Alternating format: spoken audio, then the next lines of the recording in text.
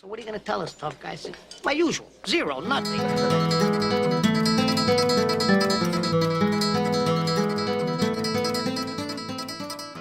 Alright, well, I've got to make a confession just to kick this thing off.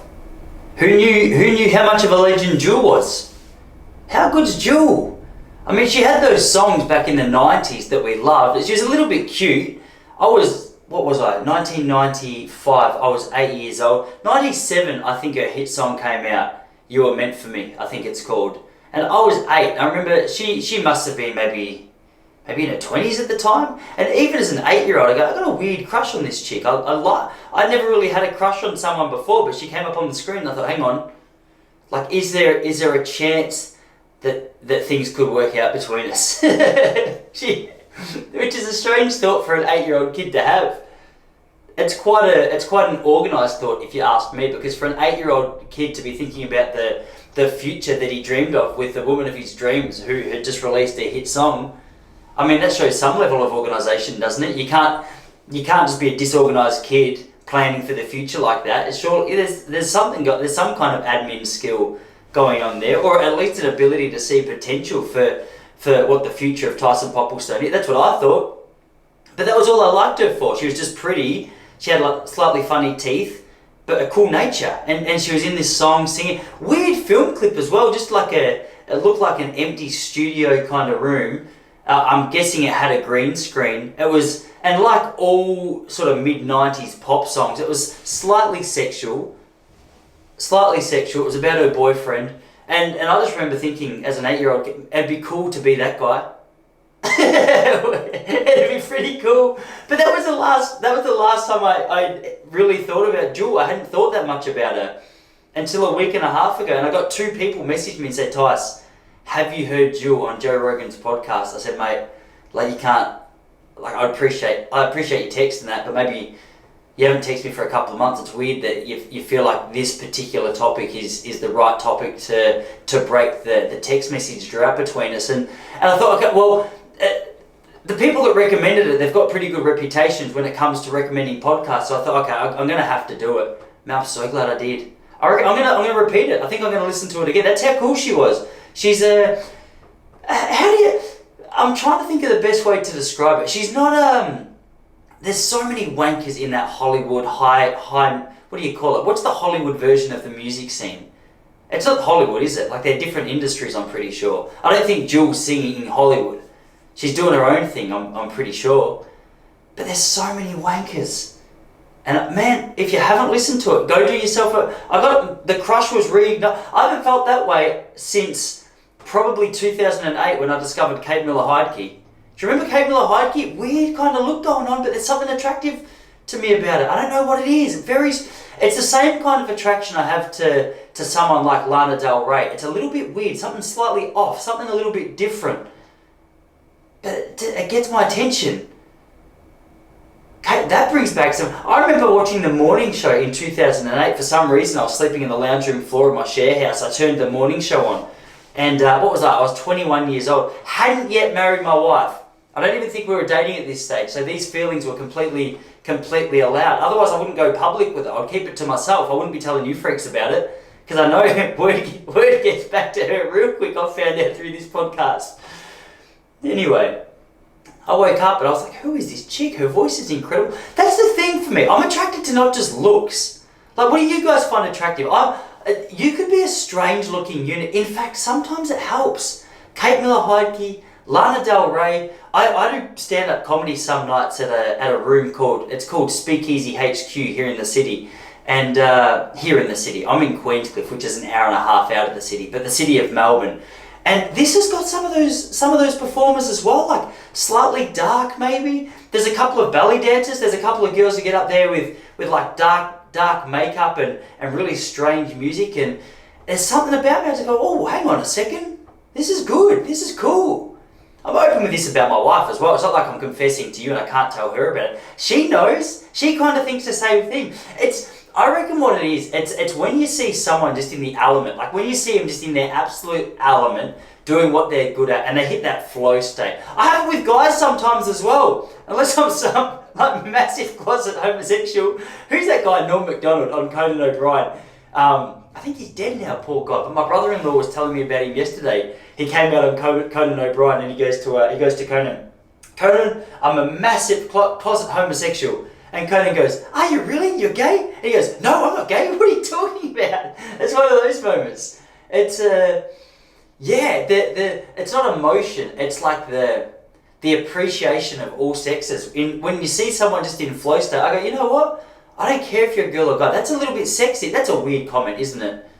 I'm probably going to have to edit out this part of the podcast because that's a weird confess. The weird stuff, I was going to say the weird stuff starts to come out in the earlier parts of this podcast, but that's not completely true, is it? I'll listen back to these sometimes just to, because when you're talking, you don't always know exactly how it sounds. Sometimes I'll go on a rant and I'll get halfway through a rant and I'll go, hang on, does this make sense? So I try and keep myself accountable. I'll listen back to it sometimes, and last week I got about 40 minutes into it and there was some weird stuff coming out even 40 minutes in. It's hard to listen to yourself as well. Much easier on a podcast though than when you're listening to yourself do stand-up comedy. I'm too honest with my wife. Last week I was telling you guys, if you were one of the earliest people to download last week's podcast, you probably heard the story to my wife's dismay. But I had to take the episode down. Sorry, I thought I just muted my microphone there. You can hear me all right? Yeah, good. All right, I can still see the little sound waves on the... See, if I hit this is called like a pop filter. And if I hit this pop filter, it hits a mute button. So I've just got to be careful because I don't want to get 3/4 of the way through this podcast and just see that the audio's dropped out and it's just me speaking to the camera, because as I say each week, like the audio is an essential part of this experience for you really, not for me, because otherwise it's just like a verbal diary.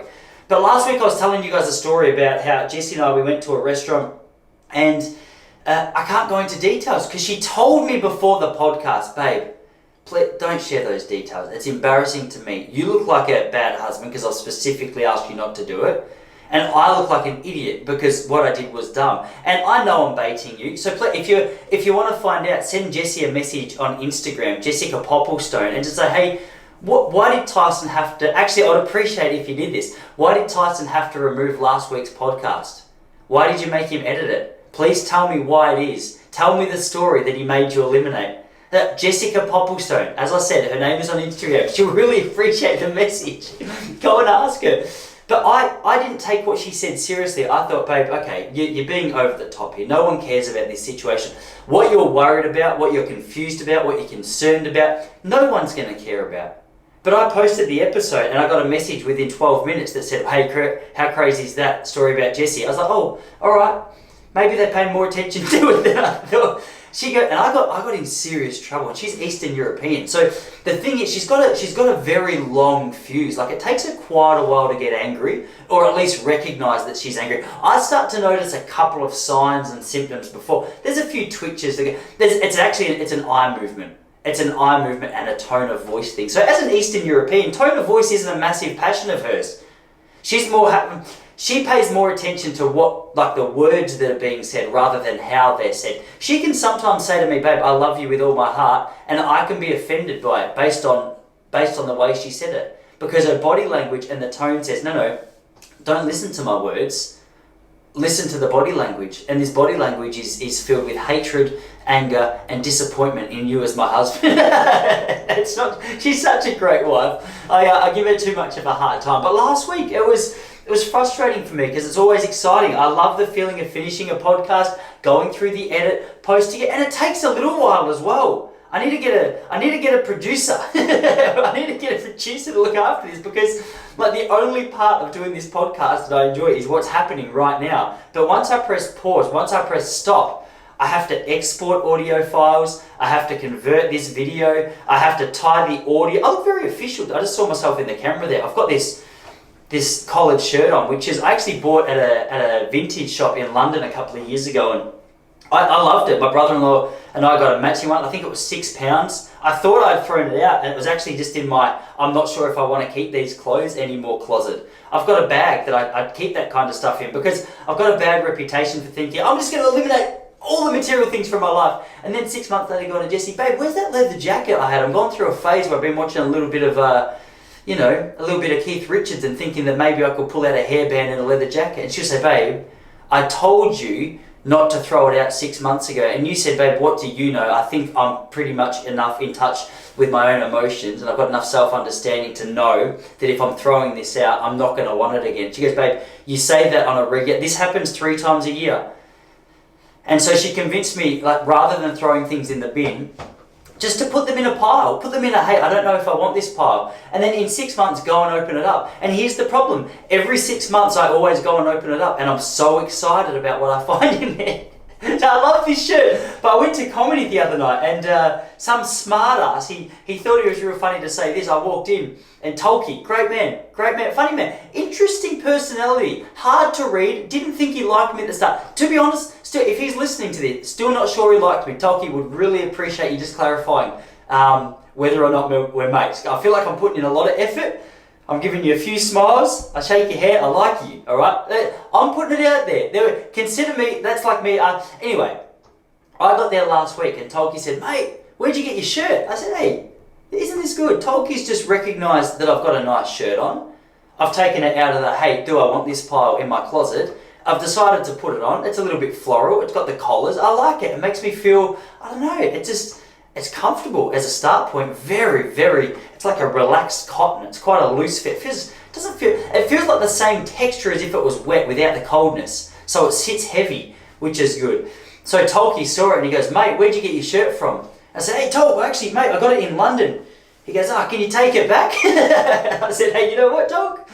This is that's not the kind of follow up to that question that I was anticipating. I thought we were about to get off to a flying start to the night, and instead you've sucker punched me. You've just it's not a discompliment, is it? Because a discompliment's not a word, but you've certainly made me feel less confident in the shirt choice that I'm wearing. And that's the hard thing as well at stand-up comedy, because you're already nervous before you get up on stage.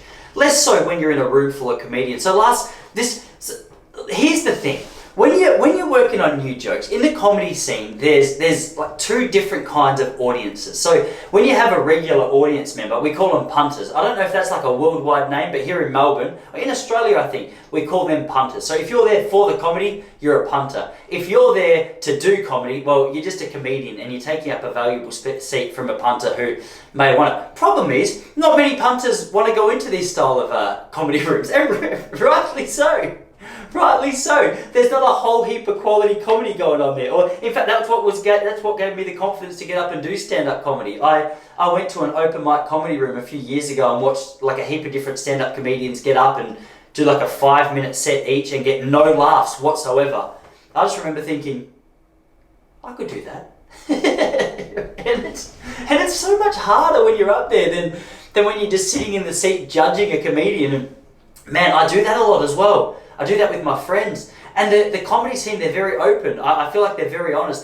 There's not too many comedians who don't tell you when you've had a shit set. It's the ones that you don't know well that you've got to be careful of. And there's nothing worse than getting down off stage and a comedian, like when you know you've bombed, and there's a tension in the room that you could cut with a knife, and everyone was like, "Please, mate, I know you've just bombed. I don't want to have anything to do with you," because this starts to impact my reputation now as well. Like if I'm friends with you and you've just delivered that to a room full of people, and now everyone feels a certain level of discomfort, disbelief at what's just taken place, and the lack of ability that you had not only to deliver a joke but to read a room, that starts to make real significant dents on the public image that I've spent so long trying to create. And anyway, it's hard because obviously here in Melbourne we haven't been out to do comedy for the last 3 months. So I've got a whole heap of new jokes that I'm trying to work on. And the problem is my jokes are rusty at the moment. Look, I'm not going to say that my jokes aren't rusty when I've been a regular at comedy clubs for a couple of months. There's still rusty moments, but like anything, you haven't been to the gym for 3 months. Good luck. Having the same session as what you had 3 months ago when you've been going 3 or 4 times a week consistently. Your body's just not ready for it. And I got up there last week and as a result, I had some new stuff. And the reputation, like the room that I was at, I love being there. I was excited to be there. I'm so pumped to be back. But the problem was there was a room full of comedians. And the problem with a room full of comedians is they're all just, no one's there for you. No one cares about your set. They pretend they do because they want you to care about their set, sorry. But no one can. I play the same game, but it's like a mutual understanding. Look, I'm going to pretend to care about your set if you pretend to care about my set. I always know it's my mates. They laugh hardest at the back of the room when a joke that I was anticipating landing just doesn't land. So I knew it was going to be a little bit of a rusty experience because I was saying 2 jokes for the first time. So I was telling the audience about how I've got a 1.5-year-old son now, and when my son when my son tries to do something funny, and I don't give him the response that he was anticipating. So he might pull like a funny face at me, and I might just go, you know what, I'll give him an honest response. And I won't laugh that much. I'll just look at him and I'm like, hey, okay.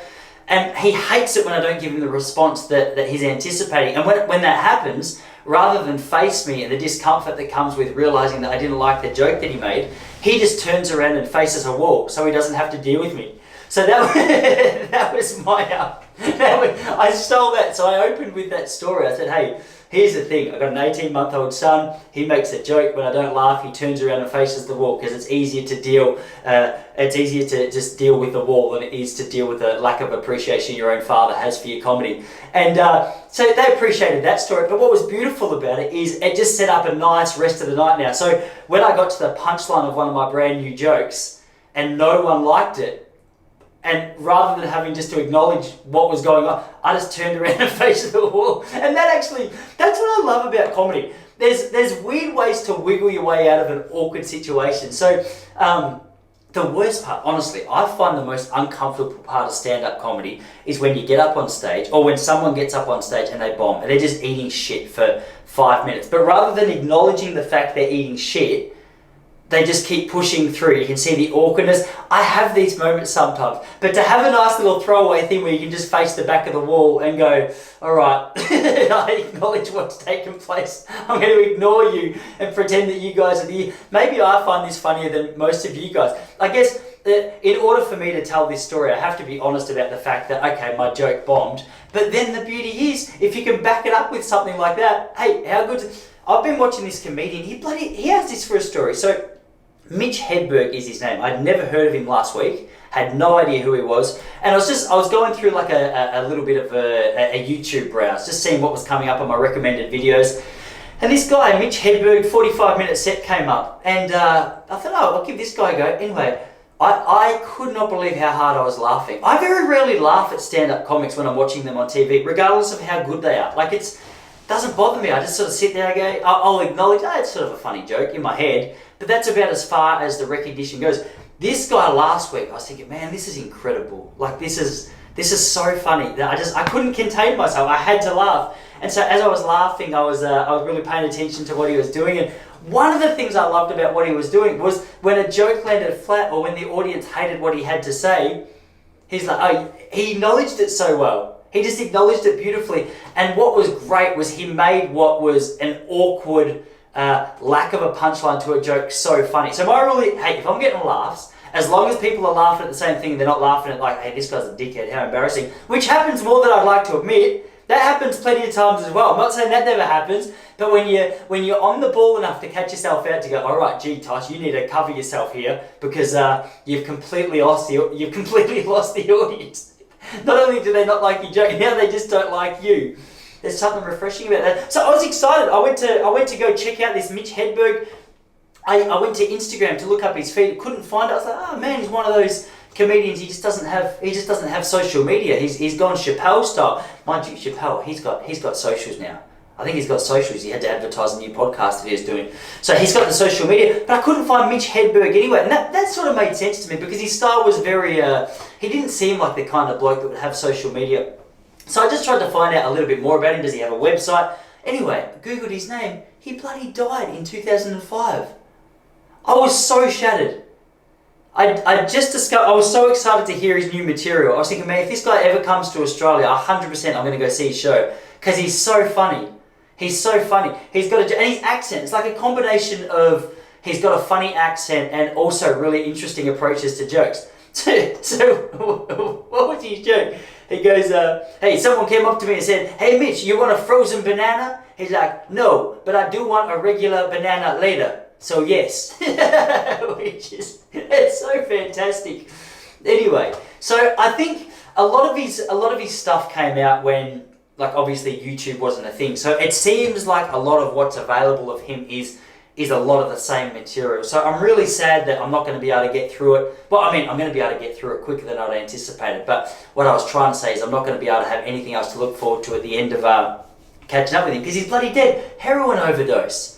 Which, to be honest, like as I was watching him, it doesn't surprise me. But I thought he might have just been leaning into that character a little bit more. I thought he might have just been a little bit... Yeah, you know when people put on a persona on stage? Easy to do. I thought maybe he's just doing that kind of thing. But no, he's... He bloody was a druggo, and I think it was heroin and cocaine found in his system when he died. Which, that's a weird... I don't know a lot about those kind of drugs, but that's a very upper and downer combination. Maybe, I'm sure some of my comedian friends who listen to this have experienced both of those drugs, so maybe you could clarify for me exactly what's going on. Here, like, let me just try and demonstrate the understanding that I do have. Here's my anticipation, here's my, not anticipation, what's the word?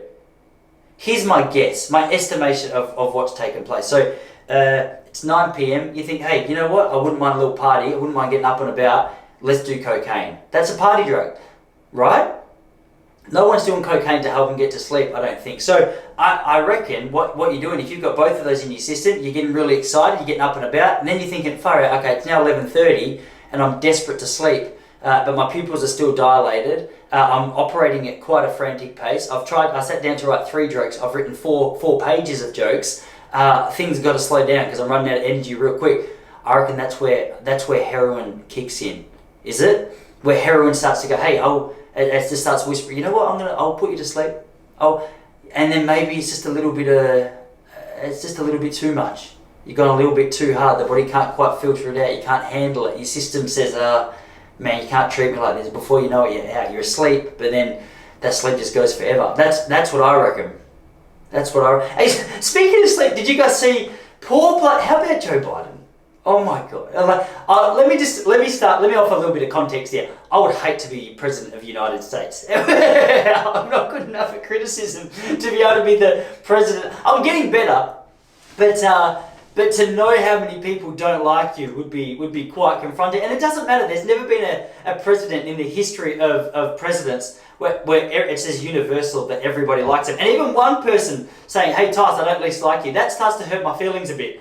So it would be very difficult to be a bloke like Joe Biden. And it's misleading as well because he's got all the media on his side. So, well, not all of it, but like the left-leaning media, which is most of them. Do you know what I mean? Like, I guess they're heavily supported by the Democratic Party. And it's same here. Like, why is that? The Labor Party in Australia seems to have its hand in like the TV media. It seems to be really, what do you say? It seems to have a lot of power with the direction of what stories news media presents. And Joe Biden's no different. So it's been really interesting trying to watch or just watching mainstream media in the United States who, you know, have traditionally been a fan of the Democrats, just try and justify the behaviour that he's had. And it's so it's a bloody climate change conference going on at the moment, which is boring as shit. Like, honestly, I reckon you could be a healthy 25-year-old kid and be sitting there and you'd probably I would fall asleep as well. But the problem for old boy Joe is he's got the reputation of, alright, it's pretty clear there's something going on in his brain. I don't say that to have a dig. I feel sad for him. I wish his wife would pull him aside and go, Joe, you know what? You've been in politics for a long time now. You've done your best. You've had a fair crack. I want you to see that you're simply a puppet to this Democratic Party, using you to further. You're the spokesperson, essentially. All right, that's a hard conversation to have to your husband, though. Especially because, like, if you're on a 10-minute turnaround where the conversation goes in, then 10 minutes later it's like I'm not quite sure what you said, sweetheart, but I've got a feeling. It was something about maybe can you stop being president, and this is something I've worked my whole life towards. It's going to be really hard. It's going to be really hard for me to turn it down. Like, as if you're going to do that.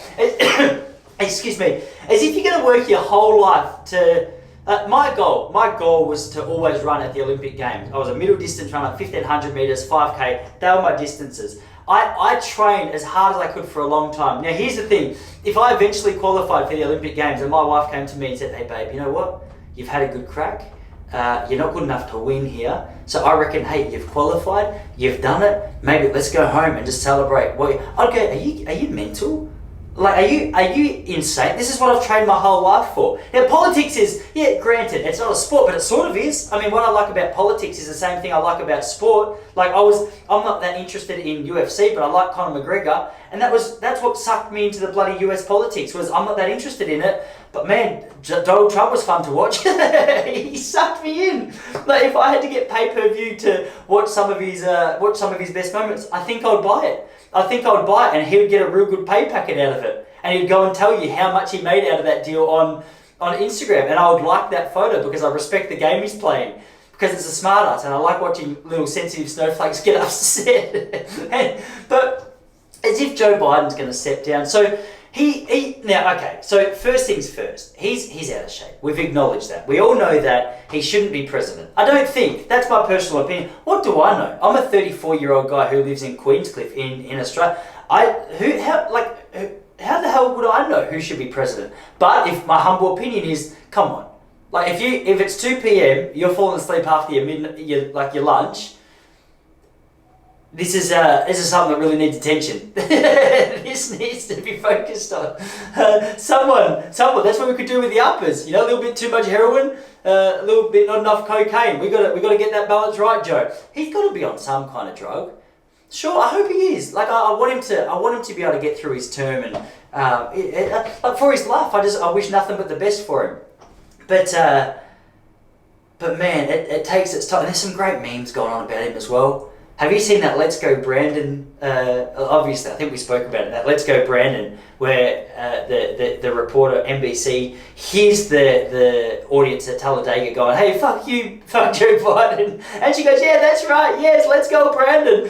And so this Let's Go Brandon thing's just taken off. And there's a great meme the other day of just his wife looking shattered going, guys, can you please stop? He now thinks his name's Brandon. So there's a great video if you want a little bit of entertainment. He had to do that classic. It reminds me of like my fourth. Not my fourth. It was like my 7th birthday party. So I had a group of friends over at my house, and I remember mum for whatever reason she had a TV in her room, so she slept in my room for the night. And there's like 6 of me and my mates in mum's room, and anyway, we were watching Mrs. Doubtfire, and it was my party, and people were talking, they were having fun, and I started to get real wobbly. I started to think, oh man, it's getting late. It's like 9:30 p.m. I'm a little bit tired, but my mate's like, no, we're going to stay up till midnight. And I was like, yeah, 100% we are. But then my eyes started to shut a little bit and I had to pretend I was open. Then one of my friends came up to me and goes, Tyson, you asleep? And I had to, you know that game you play where, no, well, I was just shutting my eyes for a second. I was thinking and I couldn't think properly, so I had to block out everything. So and they're like, oh, well, it was crazy because you're snoring. I was like, sometimes when I'm in deep thought, I snore. And you've got to try and play that whole game of no, I'm not asleep. I was just resting my eyes. Well, I'd love to know what this bloke said, but Joe Biden, I don't know what time it was. It looks like it was in the middle of the day. Now, poor bastard up there. It sounded like a 16-year-old kid, because we love 16-year-old kids when it comes to climate change information. It's like they're young, they're vulnerable. It's a little bit of a catch cry. Not a catch cry, it's like a little bit of a call to future generations to say, hey guys, we need this. Hey, go for it. I'm all about cleaning up the environment. I'm ready for it. But it's boring as shit to talk about. And at this conference, so Joe Biden started to fall asleep.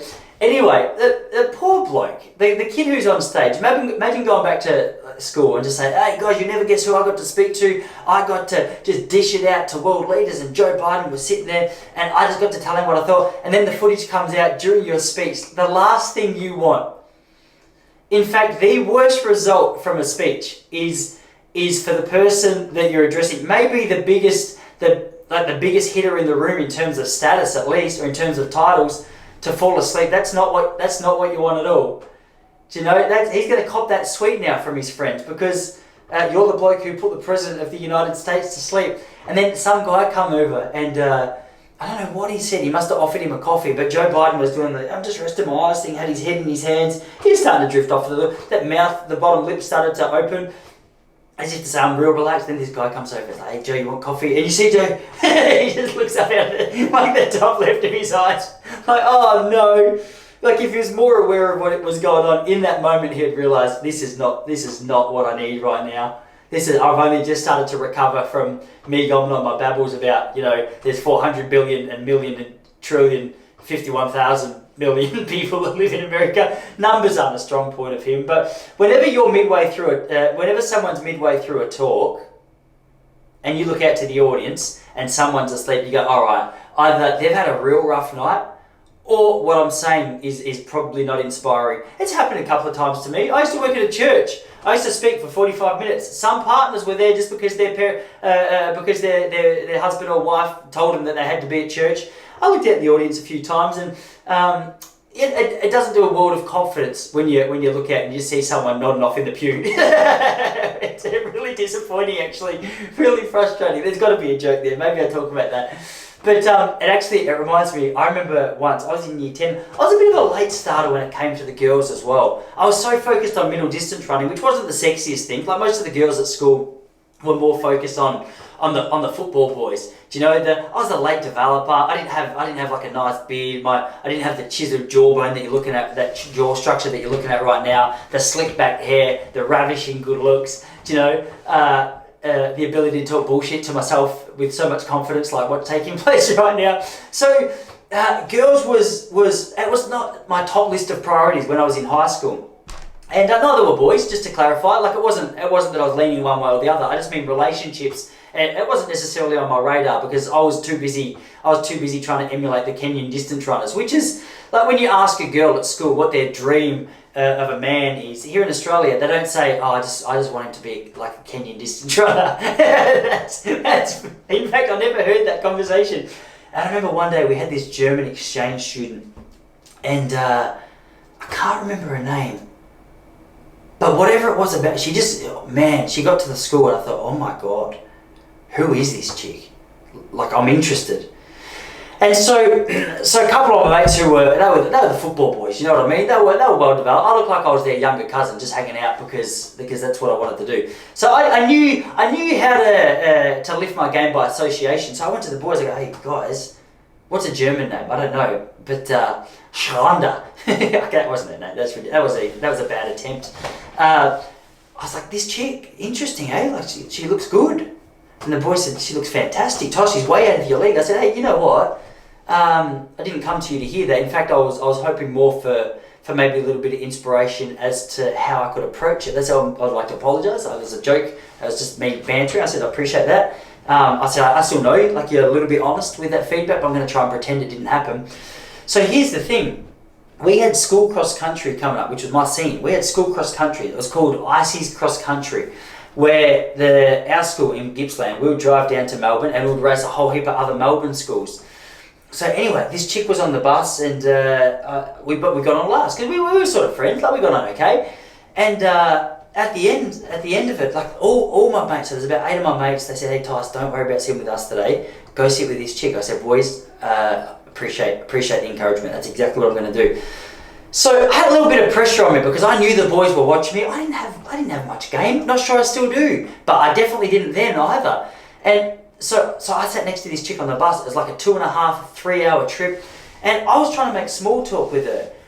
But after about, and our conversation was like a strong point of mine. I thought, all right, well, I can keep the conversation going. You just have to give me like the tiniest little bit of interest, just to let me know that this is not a one-way thing. Problem was, turned into a real one-way conversation. She started to get real drowsy eyes, and I was thinking, because I could see she was starting to drift off. Now the boys were at the back of the bus, and every 10 minutes I get a text message go, "Hey Tice, how you going?" Because I didn't want to come down and cramp my style. I said, "Boys, covered. I've got this under control." And anyway, so we parked. We were in Melbourne. We parked the bus. All the boys got off the bus. And they all walked past me.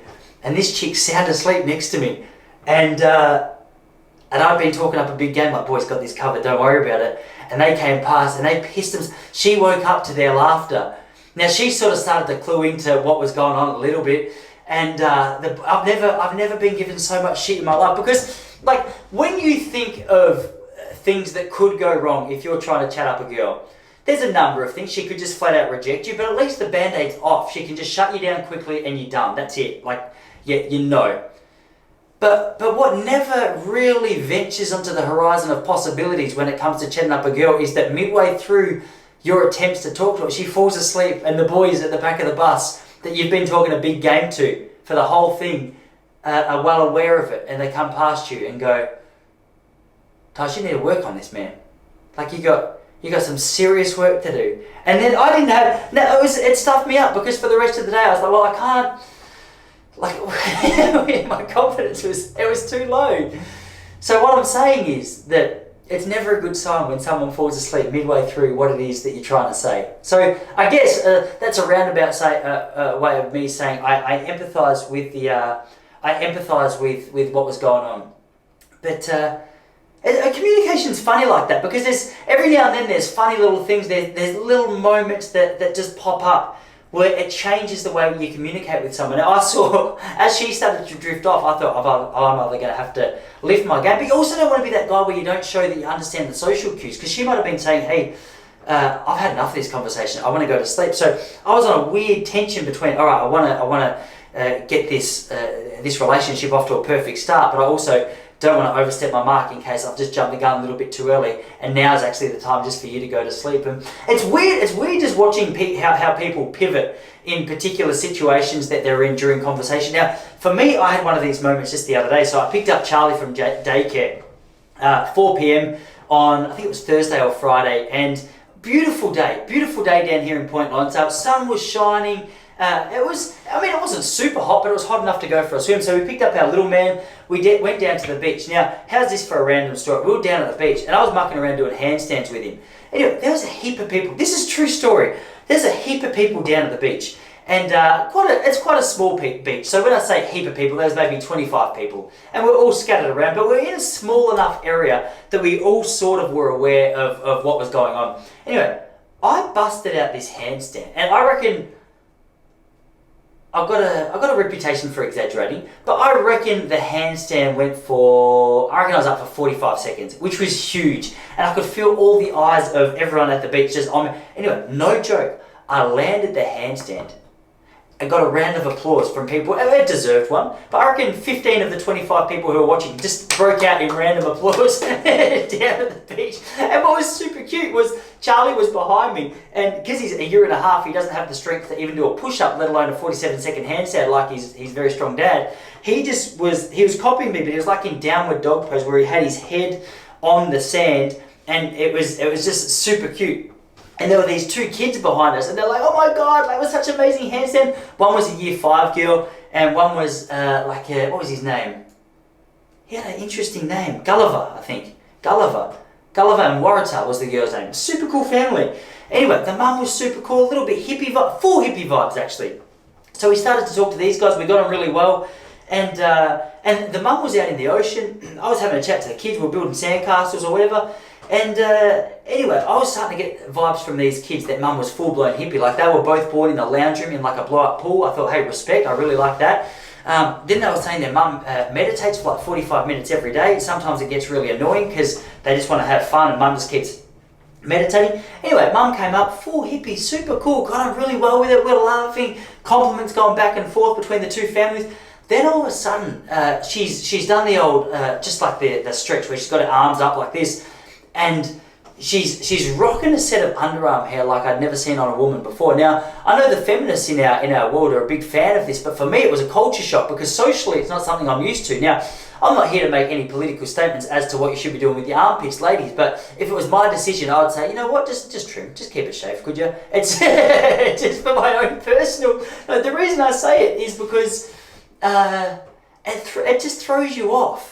It throws you up. Now, I can feel the anger of feminists, and I kind of don't understand it. If you're angry about the fact you think women should be able to grow their hair, I mean, they've got the right to, but I also have the right to be able to react in a way that's not what you would anticipate for hairy armpits. Maybe you think I should accept it. I can't bring myself to do it. It throws me off too much because my mind starts wandering. I start going, oh, far out, because to me, because she had shaved legs, I did a quick check. I was like, all right, well, I feel like you need a little bit more consistency across the board here. I feel like underarm hair is a statement to say, hey, look, I'm full-blown hippie, F the system, this is what I do. Go for it. You go, girl. I don't care. But I think you can't be going underarm hair and shaved legs because it's inconsistent. It's like having a green smoothie and a donut. It's like, they cancel each other out a little bit. But it really threw me off, and it came to my mind. I was like, man, it's interesting just watching me trying to pretend that I hadn't seen it. And it was one of those situations, honestly, if someone comes past you, guys, you'll relate to this. Like if is it well endowed if it's a girl? Is it well endowed? Like if a girl has a bikini on, she's doing good. Do you know what I mean? Like if she's coming past and she's got a little bikini and there's a little bit of bounce in the step, if you know what I mean. You got to maintain eye contact, because the rule one is, hey, maintain eye contact. Because the moment your eyes glance away, their eyes are already locked on you, anticipating that you're going to look down. So the moment that your eyes look down, they see that movement, and it's game over. It's ridiculous. You made a fool out of yourself. They've seen you look. So in my head, I was like, Tice, maintain eye contact. But every time she was very animated with the way she moved her hand. So there's a lot of arm movement and a lot of glimpses at hair. So I don't know. It was just a weird. How would you guys go in that situation? Maybe I just need to expose myself to more. I used to shop at an organic food shop in not Tufnell Park, Kentish Town it was called, when I lived in London. And I think as a part of your job application to work at that shop, I think, organic shop, very hippie chicks. One girl in particular, she's like a Hare Krishna, great girl, like great conversation, loved going there, really cool people. A lot of armpit hair though. And it's just something I get nervous about around my food, because like a lot of you're buying beans and stuff in bulk, and because you're buying in bulk, obviously you're just scooping the bean and putting it into the plastic bag. But as you're scooping it into the plastic bag, you're remembering the fact that it's these girls with their loose armpit hairs who are putting the beans into the big bulk containers. So I used to get real nervous. I was going to get home and get like a hair stuck in my teeth from my red kidney beans, and I don't know. It just threw me off. It just threw me off. It's something you don't want to see at the beach. I reckon it's amongst things you don't want to see at the beach. For me, it's hairy armpits on a woman is the first thing, and then the second thing is a shark. That's probably like an accurate representation of how much I'm not a fan of hairy armpits at the beach. That's just me though, and I think there's a good reason for it. Like did I tell you the story last week about how I was at the beach and I was swimming and I saw an oversized fish? I thought it was a barracuda. I got out and about 5 minutes later a guy walked past and I said, hey mate, like look at this barracuda that was swimming around, because it was quite close to the shore and you could see its fin coming out of the water. It was only like a metre long, maybe it's 50 centimetres. I'm exaggerating, like I'm trying to make this sound like a bigger deal than it was. But he goes, mate, that's not a barracuda, mate, that's a bloody shark. I was like, are you telling me I was swimming with a shark? And even though it was so small, I thought, I'm glad he didn't come over to just check out my calves. So it made me nervous, because I didn't know if it was a baby shark or a full-grown shark that just grew to a small size. So I wasn't sure whether its mum was around. It was like a magpie situation. You know when you see like those baby magpies, it's got the grey fuzzy fur, and it's not fur, is it? It's feathers. They got the grey fuzzy feathers. It's middle of September here in Victoria, and you're around big trees and there's a magpie going to come and swoop you. I thought it could have been one of those situations where in a moment I've just been, I've accidentally bumped into the tail of this baby shark, and a mama shark was going to come and protect it. But when you're comparing like the scale of a big magpie and a big shark protecting its baby, I would still, as much as I hate magpies, I would still take the magpie confrontation over like a mama shark confrontation, because a magpie is gonna like make a scary sound and hit the back of your head, maybe just remove like a small layer of skin, but a mama shark could quite easily take your leg off. So that seems like a silly comparison to make now I say it out loud, but it's on my mind a little bit, these shark attacks, because you don't hear of it much here in Victoria. Like I'm at the start, where I live is relatively close to the Great Ocean Road. Now, the Great Ocean Road leads down to Apollo Bay, and I think there was a shark attack at Apollo Bay, which is I don't know how uncommon it is, but shark attacks in Victoria, you don't hear about it a lot. I'm on the east coast of Australia. On the west coast of Australia, the water's a little bit warmer. That Atlantic Ocean, there's a lot more seals swimming around. I think it's a bit more of a comfortable territory for sharks to spend their time. And Cottesloe Beach in WA was always a sketchy one, and I don't know if it was Cottesloe Beach, but some bloody poor bastard was just killed over the weekend having a swim. I'm gonna guess as a former Perth resident and as a bloke who's watched enough news to know that sharks love Cottesloe Beach, I'm gonna guess that this bloke was hanging out at Cottesloe. But it's a rough thing, isn't it? That's the one thing that throws me off surfing. I've told you guys I get seasick. The other thing that really throws me off is just just knowing that you're sharing, like it could be the lounge room of the shark. You don't know what part of the ocean you're in comparison to what part of the ocean that is. Like I always think about, all right, if this is the shark's house, which it is, that's the ocean, like is Port Phillip Bay where I swim, is that its bedroom? Because if that's its bedroom and it gets there and I'm spending time in its bedroom and it wasn't anticipating me being there, it's got every right to fire up. But this is the thing with surfing. It just, I don't know, it really just freaks me out. And you hear these stories and you see these photos. If you've never seen the photo of, now this isn't that close to where I am. It's in the same ocean, which is close enough, but it's far enough away to at least be on the outskirts of the radar on your mind of where sharks might be if you're in the ocean. But in the 70s, there was a massive shark caught at Phillip Island here in Victoria. Go and Google it. Now, Phillip Island is like a well-known surfing location, also well-known for its penguins, and I'm pretty sure it's well-known for its seals. Like there's a lot of seals and stuff going on there. But you see the size, because you don't really think about the size of a shark, do you? I mean, you know in the back of your mind, like I tell my boy Charlie, hey, this is what a shark does, and he starts going, like he understands that sharks now have teeth, that they're big, but until you see the size of a shark just hanging up in a photograph, or until you see it's shark flipper or shark wing knock Mick Fanning off his surfboard, and the fin or whatever is as big as Mick Fanning, it's hard to comprehend the pure size of a shark. It's just, so what I'm trying to say is, I don't know, what am I trying to say? Sharks are quite big, and I don't think I want to participate in surfing anymore, because I've got a surfboard in like this corner of my room. You can't see it right now, and I'm nervous. Actually, you know what, let me just see if I can turn this camera without switching it off. Look at that, that's my surfboard. It's 6'4", and in comparison to a shark, that's nothing. And that's a decent size, that stands 4 inches over my head. Maybe 4.5, but I don't want you to know I'm 5'11", 3/4 and a bit when you could just think I'm 6 foot. Why would I swap it? So, I don't know. What do you take out of that? I'm not sure what there is to take out of it, but be careful, guys, because they're bigger than you think. And then you see that Jaws movie, which is going back to the 70s. Like it doesn't even look realistic, but I mean that's just what it is. That's just what it is. Anyway. I feel like the further along I go, the more I realise that, okay, surfing's just not my thing. If you're that scared of sharks that it's all you think about, like every time you see a shadow in the ocean, just get a new hobby, mate. Take up skateboarding. Do you know what I mean? There's far less sharks on the pavement, unless it's just like an angry old man yelling at me for not having my mask on, which is not happening at the moment, which is great. The vibe down here at the moment has changed. I reckon, here's my thing, I think masks remove 25% of someone's joy, because so much of the human emotion is expressed through the face that if you walk past and smile at someone, unless you've got really animated eyes, you don't see that smile, you don't register. So no one knows whether people are happy or whether they're just looking at them, giving them daggers. So I noticed that since Dan Andrews told us, hey guys, you're free to take your mask off as you're walking along the beach, which is a preposterous hypothesis in its entirety, if you ask me, but people obey it. This is a whole other podcast. Since people have taken it off, the joy down here, the level of happiness has gone up 13% minimum. There's so many smiles being thrown around. I think people are just happy to see people's faces back out in public. Do you know what I mean? Like people are just happy.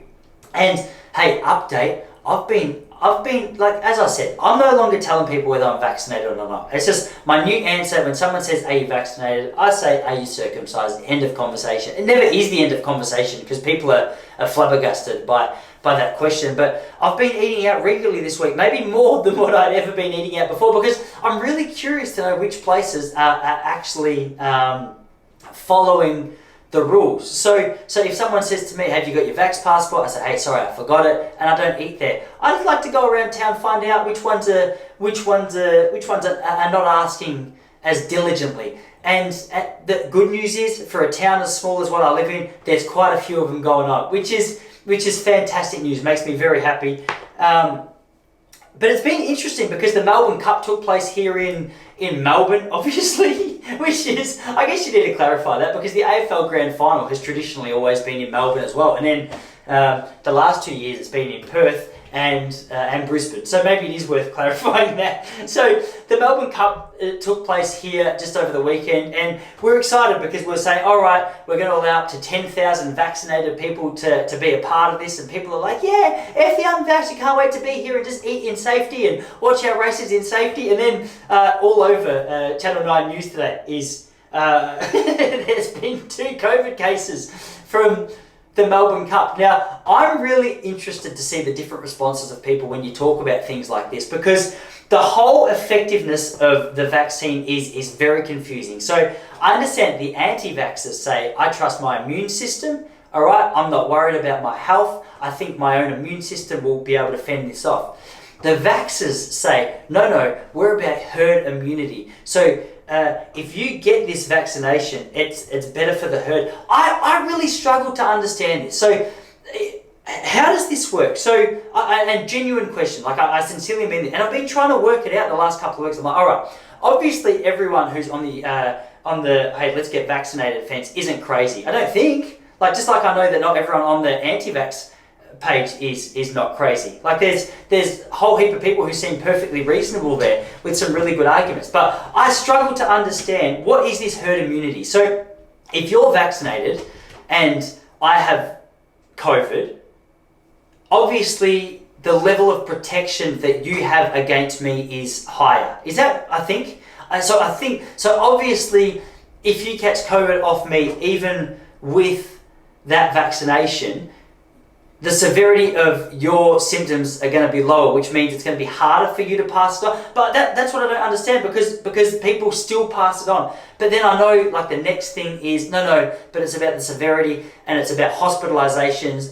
But it's not all that, because there's a lot of people saying, no, if you've got the vax, you can't, like, your chances, you're just not going to get it, which is not true, because now we're seeing people at the Melbourne Cup get it, and we've got to go, hang on, I'm really confused, because I lost my job over this, and it's very confusing. And how's this one for you? So I saw this stat the other day. Check this one out. So if you're a double vaccinated person and you're in ICU, or if you're in hospital getting treatment for your symptoms, if you're double vaccinated, you're no longer considered a COVID patient because you're double vaccinated.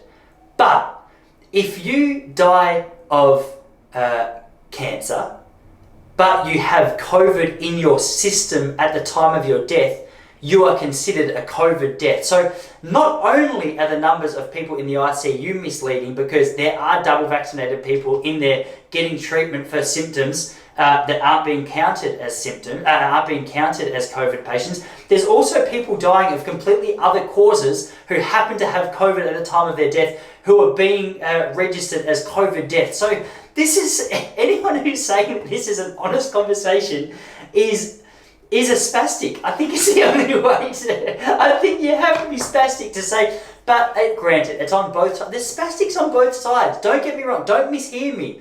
I'm not saying one side has no spastics and the other side has all the spastics. It seems to be perfectly divided down the middle of spastics on both sides of the fence. I know some spastics who, and maybe these spastics consider me the spastic. I've said spastic too many times. You can't. That's one of those words you're not supposed to say anymore. But I mean, once you've said it 12 times, I think the severity of it wears off. But I say it like the word idiot. Do you know? Like, I'm just using that word like I'd use the word idiot. It's more complimentary. It's like a term of endearment. It's like you can't.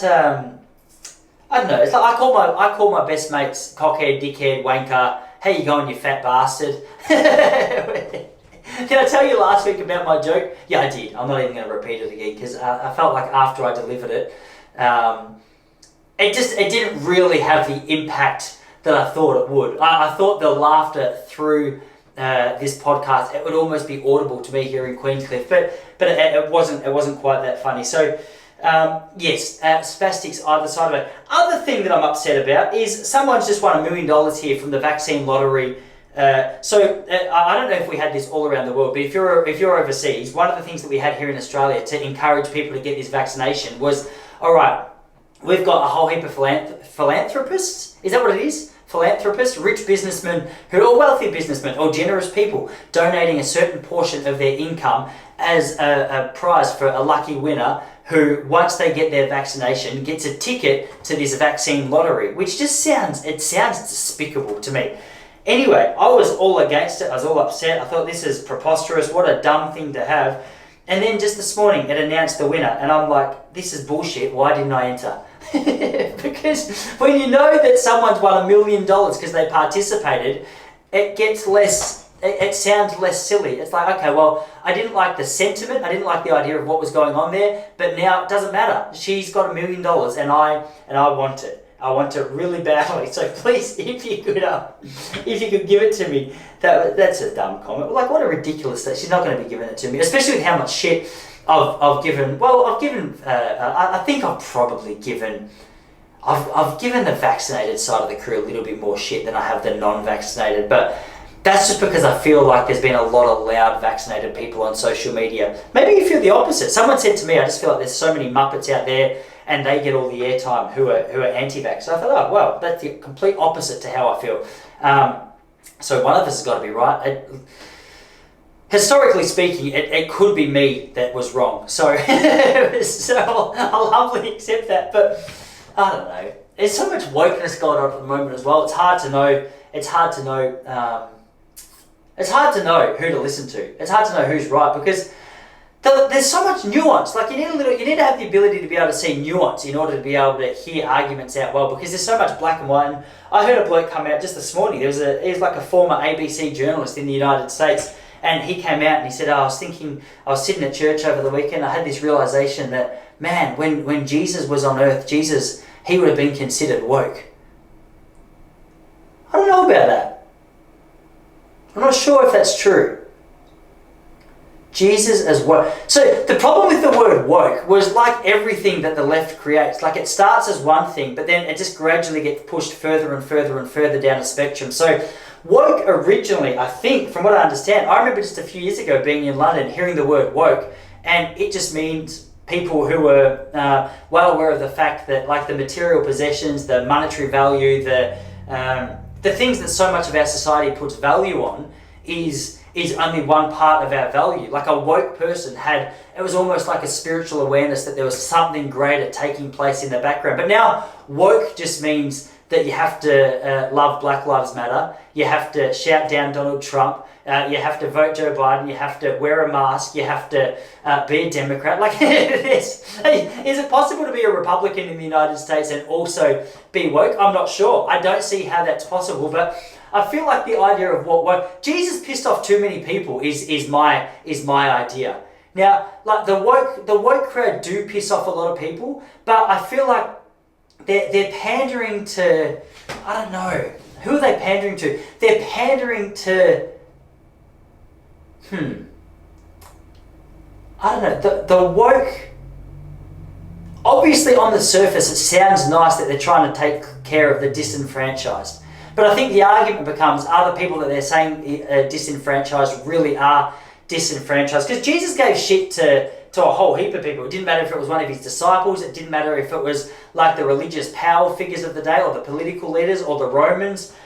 He was talking track. He was talking smack as he was nailed to the cross. Like, hey, forgive them. They don't know what they're doing. Like people always say, hey, what a gracious word to go out on. Like, forgive them. I reckon he's talking smack. I reckon he's like, hey, forgive these dicks. Like they have no idea what they're doing. They're a bunch of wankers. I don't know. That's my Bible commentary. I haven't ever seen that in actual Bible commentary, so I'm not sure that there's a whole heap of weight to it. But I don't know. I just felt like there's a little bit of satire in that. There's a little bit of smart ass in that.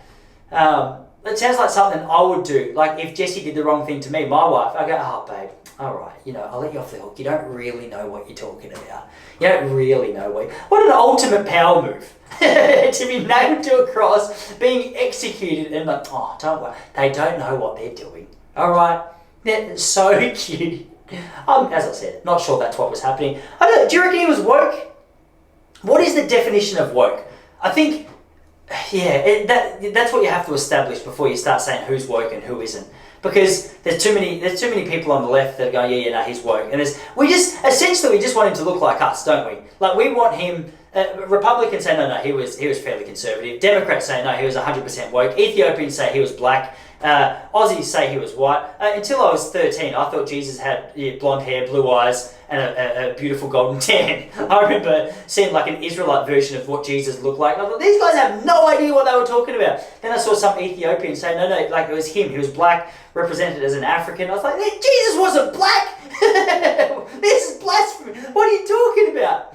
It's Anyway, so essentially what I'm trying to say is, for those of you who care about the thoughts of Jesus, we do have a bias to tend to make him look like what we look like ourselves, which is probably something that should be looked upon. So anyway, that was a random pivot. Hey, that's all. I've been speaking for an hour, and that's far more than I should have been speaking for. So have a good rest of your week. Let me know if Jesus was woke. Ask Jessie whether or not she wants to share with you why I had to edit last week's podcast, and I'll see you all back here next week.